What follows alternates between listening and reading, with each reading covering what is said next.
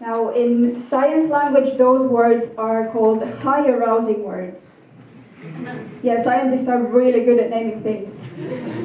So I've had a lot of interesting conversations with my supervisor about this, saying how we need to make the stimuli more high arousing.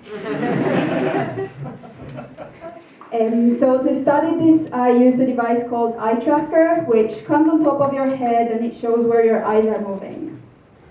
Now the eye tracker that we have is a little bit whimsical. It's a little bit selective in how it works. So I have experimented in a number of different European languages. And the English one works fine, no problem. The Finnish one lags a little bit. German one doesn't quite work. Romanian or Bulgarian, no, absolutely doesn't work. The model is called Brexiteer 2016.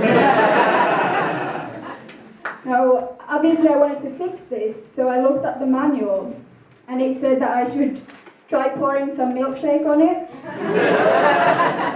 So I was doing that and singing the Ode to Joy and all that. It was all going great. But then we had to move the lab, because there was newer European equipment coming in, stealing its job. So now, every time I try to turn it on, it just doesn't work.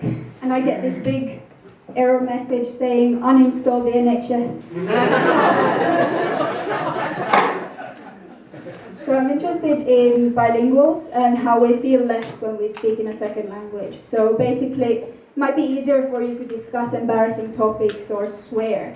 So for example, I swear like a fucking sailor when I speak in English, but don't swear in my own language. Now, the Nazis, I'm gonna tell the Nazi joke.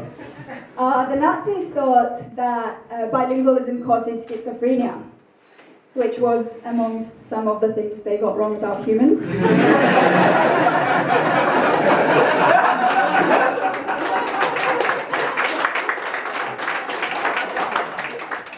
Now, because I really wanted to one-up the Nazis, and I also love those newspaper headlines that completely misinterpret the findings of an experiment, so I made up my own scandalous headline for my research.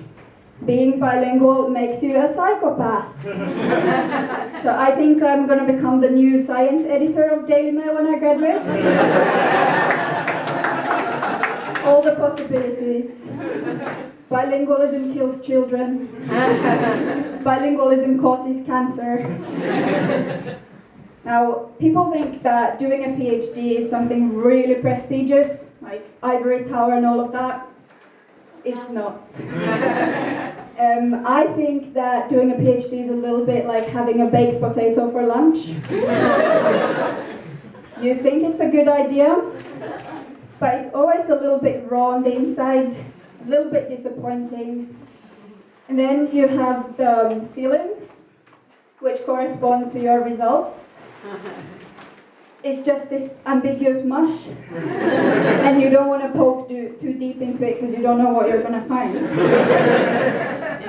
Then you have the cheese, because you want to make the potato better.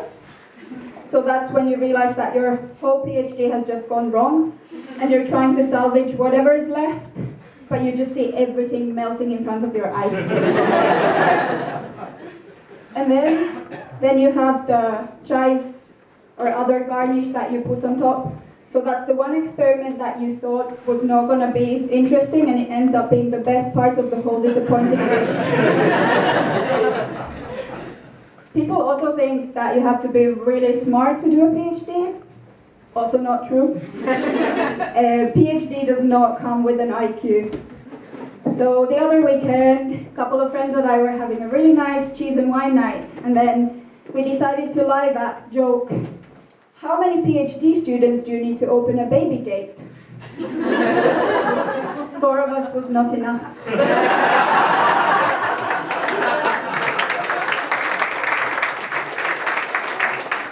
And this other time, so when I look at the pupil size, I get these nice graphs that sort of go up and then they go down. Well, this time it was going down and then it was going up, and I was like, oh my god, I'm never gonna graduate, I've broken science, my participants are zombies, everything's wrong, everything's awful. 2 days looking into my code, I realized the graph was upside down.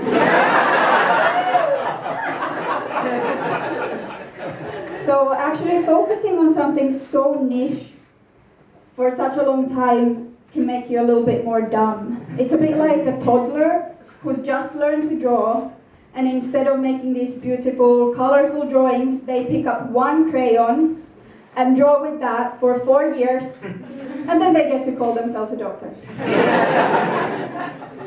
So I'm a little bit worried about my employment prospects after this, because I can't read minds, I only know how to talk to racist lab equipment.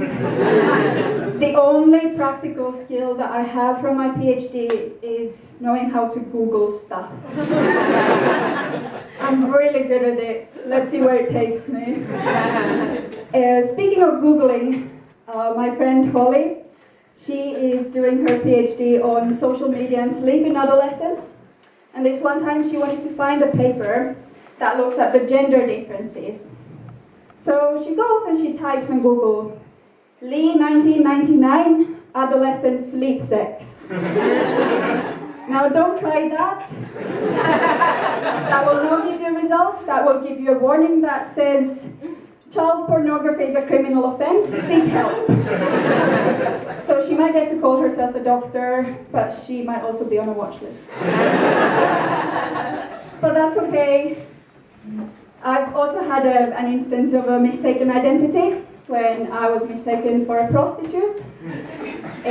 So I had this experiment that had these sensors that need some gel so that you get nice signal.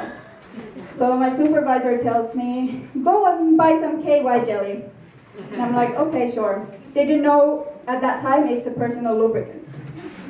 Without knowing this, I go to the pharmacy, I go around, I'm looking, I can't find, because I didn't know that I was meant to look next to the sex toys. So I go up to the pharmacist and I'm like, excuse me, do you have any KY jelly? I need it for an experiment.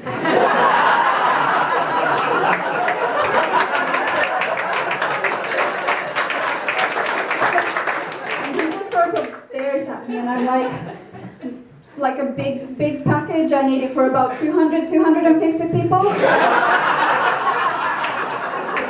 Blank face, and I'm like, no, it's okay, they're all consenting. I have ethical approval, it's fine. He comes back with this massive tub with the words pleasure and intimacy on it. And that's when I realized, and I'm like, oh God, this is embarrassing. I was so embarrassed I actually bought it. And then it turns out that we didn't need it. So if anybody needs any extra lubrication for science or other purposes, let me know. Thank you.